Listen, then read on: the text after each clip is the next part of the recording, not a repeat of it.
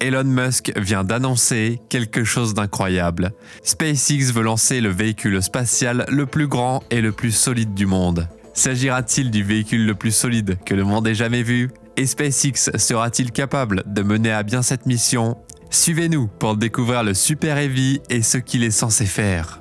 Mais avant de commencer, n'oubliez pas de vous abonner et d'activer toutes les notifications pour ne rien rater de nos dernières actualités d'Elon. C'est parti.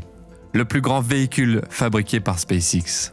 SpaceX a utilisé pour la première fois les 2 étages de sa fusée Starship de nouvelle génération.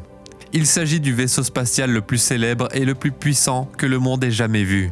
Mais SpaceX nous a déjà surpris à plusieurs reprises, ce n'est donc pas la première fois. SpaceX a déjà fait une démonstration de 3 vaisseaux empilés les uns sur les autres. SpaceX a déjà fait une démonstration de 3 vaisseaux empilés les uns sur les autres. La première a eu lieu en août 2021 et les autres en février et mars 2022. Elon Musk a cessé de travailler sur les étapes finales du Starship et sur le prototype Super Heavy. Ces prototypes étaient envisagés pour la première fois lorsque la fusée a essayé de se mettre en orbite. Il a également déclaré que le Booster 4 et le SN20 seraient bientôt envoyés à la casse et que les tests sur le Booster 7 et le Starship 24 allaient commencer.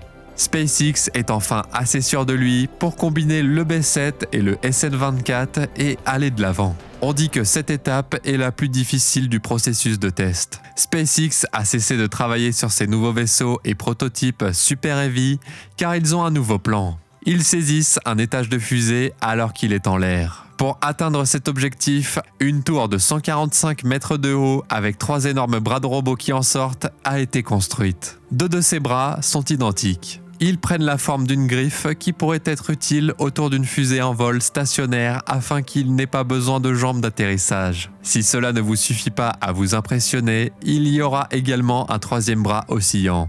Il sera relié à l'étage supérieur du vaisseau et à l'alimentation en énergie, en gaz et en propergol de la rampe de lancement.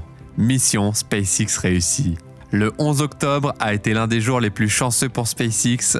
SpaceX a réussi à mettre les bras en place sous le SN24. Ensuite, ce vaisseau a été lentement soulevé à environ 80 mètres d'altitude, déplacé vers le Booster 7 et posé sur le dessus lors du premier jour. Tesla a travaillé avec SpaceX pendant 2 heures pour connecter les 2 étapes et passer à l'étape suivante. Elle a commencé les tests cryogéniques. En avril et mai 2022, 8 amorces de rotation du moteur Raptor ont été utilisées pour ces tests. Il y a également eu des moteurs qui n'ont pas bougé du tout. SN24 a récemment soumis tous ses moteurs Raptor à des tests qui se sont bien déroulés. Elon Musk a déclaré que SN24 et Booster 7 termineront la répétition générale lorsque tout sera prêt.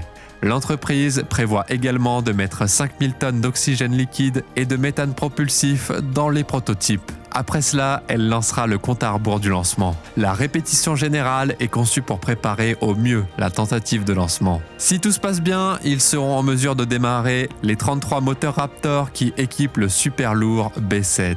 Cela en fera les fusées à liquide les plus puissantes jamais testées dans le monde. On dit également que les 33 moteurs peuvent facilement battre le record soviétique N1, même s'ils n'atteignent jamais plus de 60% de leur pleine poussée. Au niveau de la mer, cette fusée a un record de 4500 tonnes de poussée. Tout cela montre que SpaceX va bientôt innover à bien des égards. Cependant, le succès est loin d'être acquis.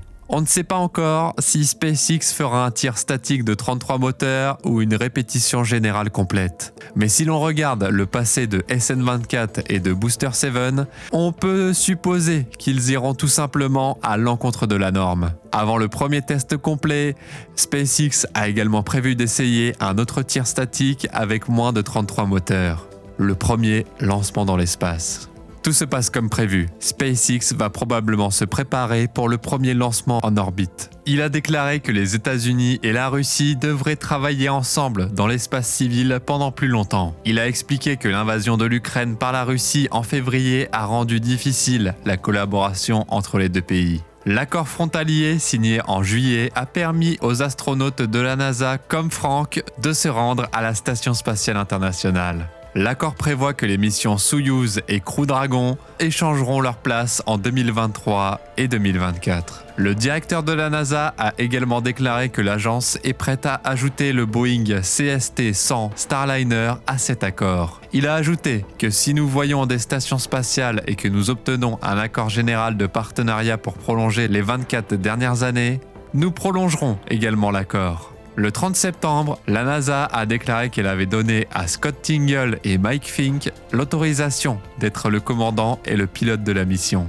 Le troisième astronaute s'appelle Janet Epps, de sorte que le cosmonaute russe ou astronaute d'un autre partenaire de l'ISS n'a qu'un seul siège. La NASA, le département d'État américain et le ministère russe des Affaires étrangères ont travaillé ensemble pour conclure cet accord. À cause de cela, Dimitri Vergonzi a déclaré qu'il allait quitter l'ISS. La NASA lui a expliqué ce qu'il se passait en le poussant à être professionnel et à continuer à gérer l'ISS. La Russie a déclaré en juillet qu'elle cesserait de travailler avec l'ISS après 2024. Ils ont accepté de gérer la station jusque-là. Kirillov a cependant déclaré plus tard qu'il avait déjà parlé aux partenaires internationaux de la Russie. Ils vont maintenant découvrir jusqu'où la station spatiale peut aller à l'avenir. Il pense également que la limitation la plus importante à l'heure actuelle est d'ordre technique. Même lors de la conférence de Paris, le directeur de la NASA a parlé de la manière dont la NASA et Roscosmos allaient travailler ensemble de manière professionnelle.